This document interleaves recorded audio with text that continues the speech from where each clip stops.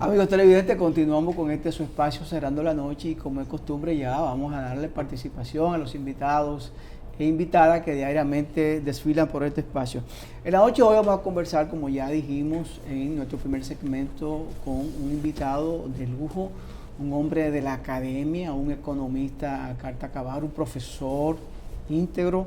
Vamos a conversar con el profesor Antonio Ciriaco Cruz, quien es decano de la Facultad de Ciencias Económicas y Sociales de la Universidad Autónoma de Santo Domingo. Don Antonio, de vuelta cerrando la noche, bienvenido. Bueno, estoy en mi casa, de Giovanni y Junior. Siempre estamos a la disposición de ustedes cerrando la noche. Así es, nos sentimos como parte de este programa. Qué bien, gracias. Tú sabes, Giovanni, que he sentido, y que no se me pongan guapos los anteriores decanos de la Facultad de Ciencias Económicas y Sociales de la UAS, pero con la llegada del doctor Antonio Ciriaco Cruz, yo he percibido y he vivido un acercamiento de la facultad, convirtiéndose en efecto en una facultad abierta a la sociedad, donde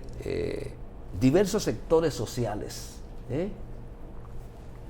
con el apoyo de esa gestión y de esa rectoría, han montado diversos eventos de trascendencia capital para el futuro de la República Dominicana, en el que también los movimientos sociales y alternativos se dan cita y debaten sobre problemas que tienen que ver con la academia cercana a la sociedad.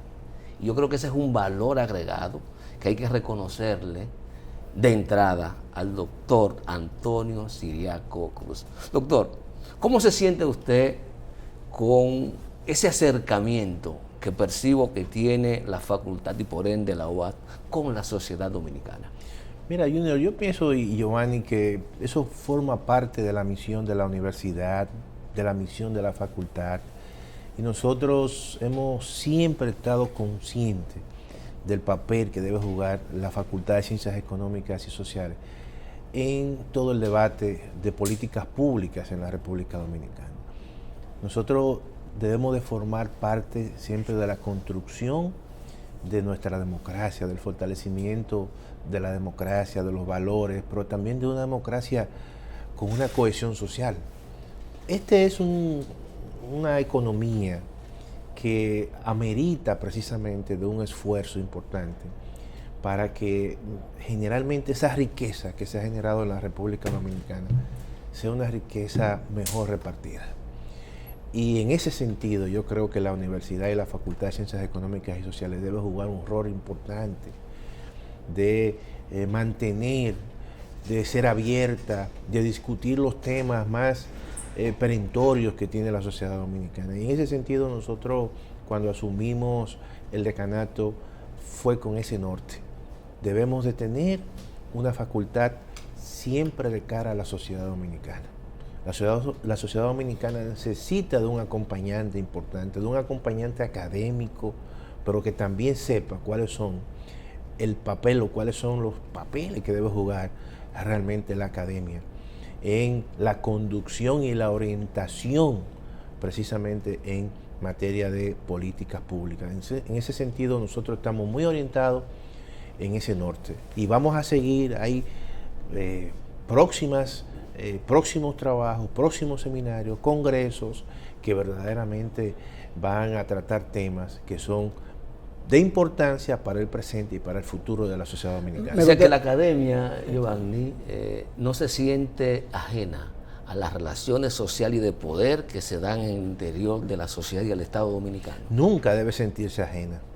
Todo lo contrario, tiene que asumir un papel de orientación, porque la academia resume realmente toda esa dotación de capacidades en diferentes ámbitos. Nosotros lo hacemos en el ámbito de las ciencias económicas y sociales, pero también debe haber un acompañamiento en el campo de la salud. Por poner un ejemplo, en el caso de la pandemia, aquí jugó un rol estelar. Las escuelas de medicina y las facultades de ciencias de la salud jugaron un rol importante y lo hizo la Universidad Autónoma de Santo Domingo, fuimos los pioneros en el tema de establecer un plan masivo de vacunación. Oye, y nosotros en la Facultad de Ciencias Económicas y Sociales también asumimos una parte de ese plan de vacunación, que tiene una vinculación con la economía, porque yo siempre he dicho que en ese momento la mejor política económica que tuvo el gobierno fue el plan de vacunación, porque fue el plan que permitió una reapertura de la economía. Fíjense que no fueron medidas económicas, fueron medidas precisamente vinculantes sanitarias, vinculantes con la salud pública. Por poner un ejemplo, pero también debe pasar en el ámbito de la economía. Aquí hay reformas pendientes, importantes, Junior, Giovanni. Aquí hay temas importantes, el tema, por ejemplo, fiscal, el tema de la deuda pública, el tema de la pobreza, el tema de la desigualdad. Son temas que están presentes porque son temas que no están resueltos. ¿Tú sabes cuánto es el nivel de pobreza en la República Dominicana en función de las diferentes metodologías? Hay una metodología que es oficial y estamos hablando prácticamente de un 32-33%. Eso todavía es un porcentaje alto. Y si nosotros vamos un poquito más y medimos la pobreza en función del ingreso solamente monetario, laboral, de la ocupación principal, esa pobreza sube hasta un 55%. Entonces, ¿qué te digo? La universidad y la facultad tiene que, en ese sentido, reunir sus mejores gentes para comenzar a analizar nuestra sociedad, pero también para establecer soluciones. Hoy en día, la sociedad dominicana no es la sociedad de hace 30 años. Hoy en día, tú dices, bueno, el PIB per cápita de la República Dominicana, por poner un dato, que es una referencia, es $10,500.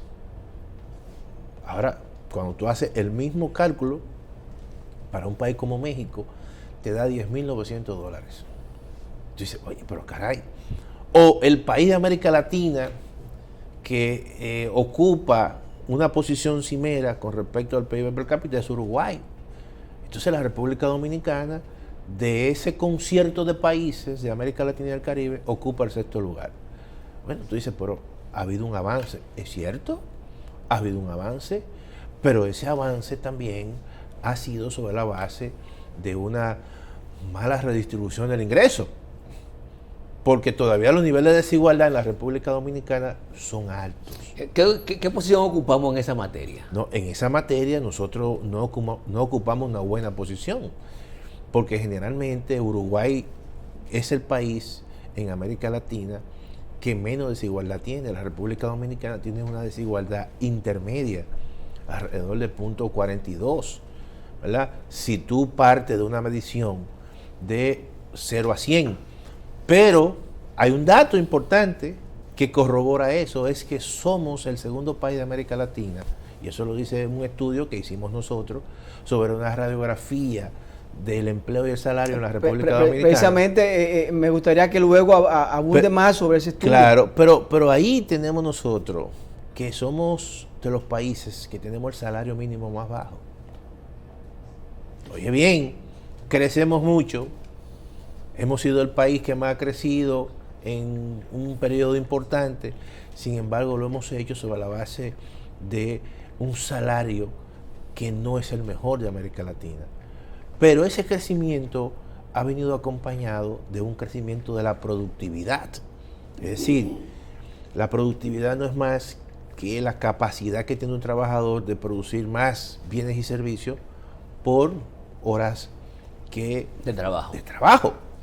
Entonces uno se pregunta si ha habido un crecimiento de la productividad, y ese crecimiento de la productividad ha generado también un crecimiento de los bienes y servicios, pero ¿dónde está entonces esa distribución equitativa que le debe tocar a un trabajador, porque está incidiendo más en un crecimiento mayor? Por lo tanto, una parte del crecimiento alguien se está apropiando más que otros que son los trabajadores. Entonces, esos son los elementos donde debe haber una institución que se vea al margen del poder, sino que sea sobre la base de la conciencia de los académicos y presente y ausculte esos datos. Y la academia juega un papel importante en ese sentido. Posiblemente, como digo, en algunos análisis que hago, tú no tienes la posibilidad de equivocarse permanentemente y de enmendar. Somos humanos. Somos humanos. Pero yo creo que hay dos aspectos interesantes a destacar en lo por qué, aparte de la propia naturaleza del modelo económico.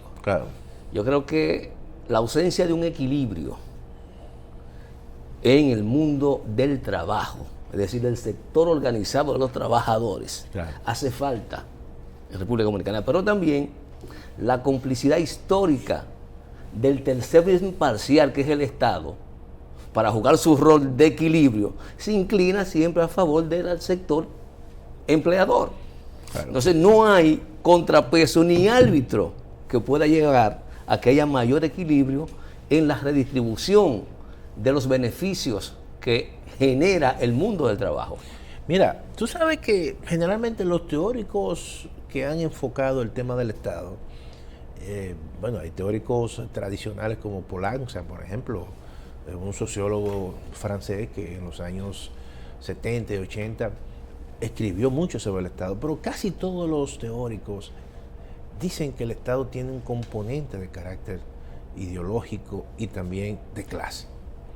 Entonces, ¿cuál es la tarea hoy en día en una democracia, vamos a decir, en la construcción de un Estado, como dice la Constitución, social, democrático y de derecho? Es que el Estado sea un ente que esté sencillamente buscando el bien común y el bien de los ciudadanos, no el bien de un grupo, ni de un sector. Y entonces, en ese sentido, debe haber una construcción y una labor de veeduría con respecto a los estados cuando se desvían de eso que tú has mencionado.